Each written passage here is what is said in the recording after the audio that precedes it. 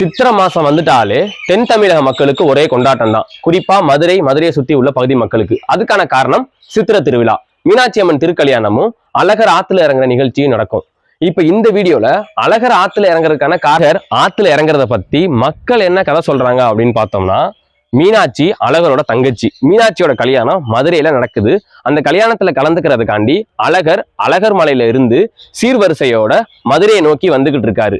வைகையை தாண்டி தான் மதுரைக்குள்ள வர முடியும். அதனால வைகைக்குள்ள இறங்கும் போது அவருக்கு ஒரு செய்தி கிடைக்குது. என்னன்னா, மீனாட்சியோட கல்யாணம் முடிஞ்சிருச்சு அப்படிங்கிற செய்தி கிடைக்குது. இதை கேட்ட அழகர், நம்ம இல்லாமலே நம்ம தங்கச்சி கல்யாணத்தை முடிச்சிட்டாங்களே அப்படிங்கிற கோபத்துல கிழக்கு நோக்கி திரும்பி தன்னோட காதலியான துல்கநாச்சியார் வீட்டுல நைட்டு தங்கிட்டு மறுநாள் காலையில அழகர் மலையை நோக்கி கிளம்பி போயிடுறாரு. இதுதான் மக்கள் மத்தியில இருக்க கதை. இந்த கதை உருவானதுக்கான காரணம் என்ன அப்படின்னு பார்த்தோம்னா, ஆத்துல இறங்குறதுக்கு 2 நாளைக்கு முன்னாடி நடந்த தங்கச்சியோட கல்யாணத்துல அழகர் கலந்துக்காம போறதுக்கான காரணம் என்ன, இவ்வளவு தூரம் வந்தவர் வைகையை தாண்டி மதுரைக்குள்ள வராம போனதுக்கான காரணம் என்ன, இப்படிங்கிற கேள்விக்கு மக்கள் கிட்ட பதில் கிடைக்காம போனனால அவங்களா கற்பனையா ஒரு கதையை உருவாக்கிட்டாங்க. இப்ப இந்த கதை உண்மையான்னு பார்த்தோம்னா இல்ல. ஏன்னா, மீனாட்சி அம்மன் கோயில் கம்பத்தடி மண்டபத்திலையும் புது மண்டபத்திலையும் மீனாட்சி அம்மன் கல்யாணம் நடக்கும்போது யாரெல்லாம் கலந்துக்கிட்டாங்க அப்படிங்கிற ஒரு சிற்பத்தை வரைகிறாங்க. அந்த சிற்பத்துல தங்கச்சியான மீனாட்சிய திருமால், அதாவது அழகர், சிவபெருமானுக்கு தாரை வார்த்து கொடுக்குற மாதிரி சிற்பங்கள் இருக்கு. அது மட்டும் இல்லாம பரஞ்சோதி முனிவரோட திருவிளையாட் புராண பாடல்ல என்ன சொல்றாங்க அப்படின்னு பார்த்தோம்னா, அத்தரம் நின்ற மாயோன் ஆதி சங்கரத்து நங்கை கைத்தலம் கமலபோது பூத்ததோர் காந்தல் ஒப்ப வைத்தகு மனுவாய் ஓதக் கரகநீர் மாறி பெய்தான்.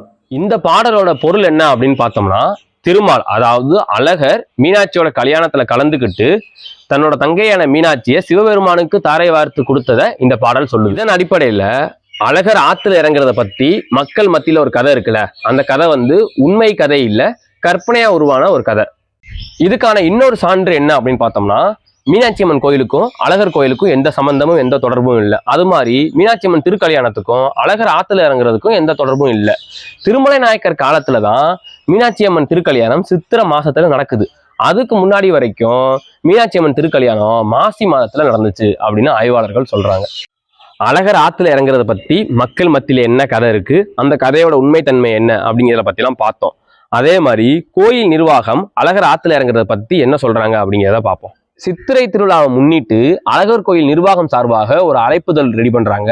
அந்த அழைப்புதல்ல அழகர் ஆத்துல இறங்குறதுக்கான காரணமா அவங்க என்ன சொல்றாங்கன்னா, சுதபஸ்ங்கிற ஒரு முனிவர் இறைவனை நோக்கி பிரார்த்தனை பண்ணிக்கிட்டு இருக்காரு. அப்பயில அந்த வழியாக துர்வாச முனிவர் வர்றாரு. அவர் வர்றதை கவனிக்காம இவர் சாமி கும்பிட்டுக்கிட்டு இருக்காரு. சாமி கும்பிட்டு முடிச்சுட்டு காலம் தாழ்த்தி போய் அந்த துர்வாச முனிவரை வரவேற்கிறாரு. அதனால கோபம் அடைஞ்ச துர்வாச முனிவர் சுதபஸ் முனிவருக்கு ஒரு சாபம் கொடுக்குறாரு. என்ன சாபம்னா, மண்டூகமாக கடவாய் அப்படின்னு, அதாவது தவளையாக போயிடுவ அப்படின்னு சாபம் கொடுக்குறாரு. அதனால சுதபஸ் முனிவர் தவளையாயிட்டாரு. தவளையான சுதபஸ் முனிவர் மறுபடியும் அழகரை நோக்கி பிரார்த்தனை பண்றாரு, தவம் இருக்கிறாரு. அவரோட அந்த சாபத்தை போக்குறதுக்காண்டிதான் அழகர் வைகை ஆத்துக்கு வர்றதாக கோயில் நிர்வாகம் அந்த அழைப்புதல்ல குறிப்பிடுறாங்க. அதே அழைப்புதல்ல இன்னொரு விஷயத்தையும் சொல்றாங்க. என்னன்னா, ஆண்டாள் சூடி கொடுத்த மாலையை அழகர் ஏற்பதற்காண்டி வைகை ஆத்துக்கு வராரு அப்படிங்கிற விஷயத்தையும் அழைப்புதல்ல சொல்றாங்க. அந்த அழைப்புதல்ல குறிப்பிட்டிருக்க 2 விஷயங்களும் இப்ப வரைக்கும் நடந்துகிட்டு தான் இருக்கு. அழகர் ஆத்துல இறங்குனதுக்கு மறுநாள் அழகரை தேனூர் மண்டபத்துல வச்சிருப்பாங்க. அந்த தேனூர் மண்டபத்துக்கு முன்னாடி ஆத்துல ஒரு குழியை நோண்டி அந்த குளிக்கிற தண்ணியை விட்டு அந்த தண்ணிக்குள்ள மீன், தவளை, கொக்கு இது எல்லாத்தையும் விட்டுருப்பாங்க. அந்த நிகழ்ச்சியில கலந்துக்கிறவங்க கூட கொக்குக்கு தான் அங்கே சாப விமோசனம் கொடுக்கப்படுது அப்படின்னு நினைப்பாங்க.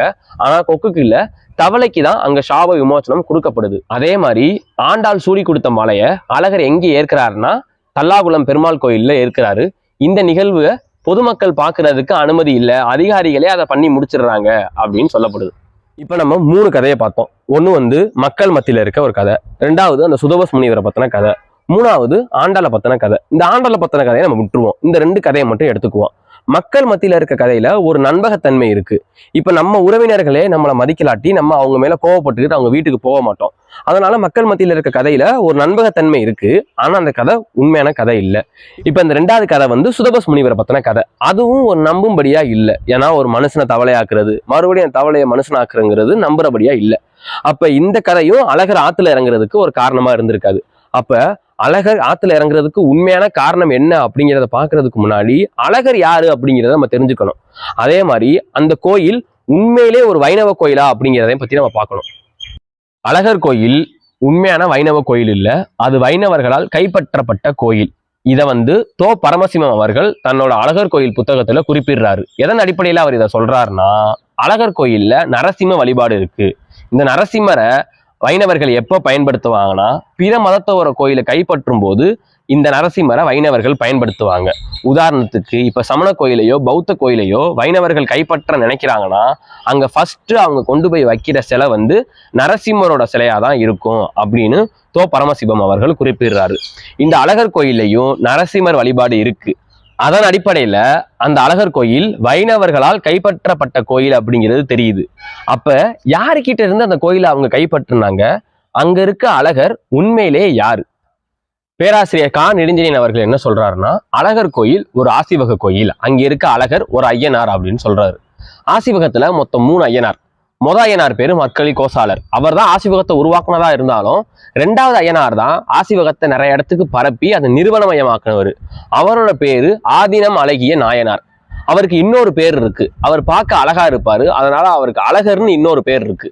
இந்த அழகர், இந்த 2வது ஐயனாரை பத்தி புத்த மதத்துல புத்த இலக்கியத்துல ஒரு விஷயத்தை குறிப்பிடுறாங்க. என்ன சொல்றாங்கன்னா, புத்தருக்கும் இந்த 2வது ஐயனாருக்கும் ஒரு விவாதம் நடக்குது. அந்த விவாதத்துல புத்தர் சூழ்ச்சி பண்ணி இந்த 2வது ஐயனாரை, அதாவது இந்த அழகரை தோக்கடிச்சிடுறாரு.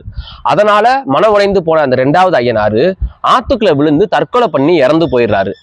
இப்ப உங்களுக்கு தெரிஞ்சிருக்கும் அழகர் ஆத்துக்குள்ள இறங்குறதுக்கான காரணம் என்ன அப்படின்னு. அழகர் ஒரு ஐயனார் தான் அப்படிங்கிறதுக்கு இன்னொரு சான்று அழகர் கோயில்ல இருக்க 18ஆம் படி கருப்பு. நம்ம ஊர்ல எல்லாம் பார்த்திருப்போம், எங்கெங்கெல்லாம் ஐயனார் கோயில் இருக்கோ அங்கெல்லாம் கருப்பர் காவல் தெய்வமா இருப்பாரு. அதே மாதிரி அந்த அழகர் கோயிலுக்கும் 18ஆம் படி கருப்பர் தான் காவல் தெய்வமா இருக்காரு. அதன் அடிப்படையில அழகர் ஒரு ஐயனார் அப்படிங்கிறது நம்மளுக்கு தெரியுது. அப்புறம் இன்னொரு கதை சொல்லுவாங்க, அதை தோப்பா அவர்கள் கூட தன்னோட அழகர் கோயில் புத்தகத்துல பதிவு பண்ணியிருக்காரு. அது என்ன கதை அப்படின்னா, அழகர் மதுரைக்கு வரும்போது அவர் வைகை ஆத்துக்குள்ள இறங்க விடாம பாண்டிமுனி வழிமறைச்சதாகவும், பாண்டிமுனி வழிமறைக்கவும் அழகர் தன்னோட காவல் தெய்வமான 18ஆம் படி கருப்பரை கூப்பிட்டு இந்த பாண்டிமுனியை விரட்ட சொன்னதாகவும் ஒரு கதை சொல்லுவாங்க. அதனாலதான் தல்லாகுளம் பெருமாள் கோயிலுக்கிட்ட ஒரு கருப்பர் கோயில் இருக்கும். ஆனா இந்த கதையை நான் எப்படி பாக்குறேன்னா, பாண்டிமுனி ஒரு ஆசிவக துறவி. ஏற்கனவே நான் பாண்டிமுனியை பத்தி ஒரு வீடியோ போட்டிருப்போம், அந்த லிங்கை டிஸ்கிரிப்ஷன்ல கொடுக்குறேன், போய் பாருங்க. பாண்டிமுனி ஒரு ஆசிவக துறவி, அழகர் ஒரு ஆசிவக துறவி.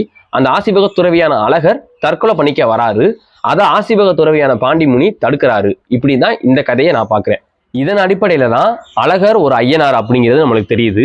இப்போ உங்களுக்கு புரிஞ்சிருக்கும் அழகர் யாரு, அவர் ஆத்துல இறங்குறதுக்கான காரணம் என்ன அப்படிங்கிறதெல்லாம். நன்றி, வணக்கம்.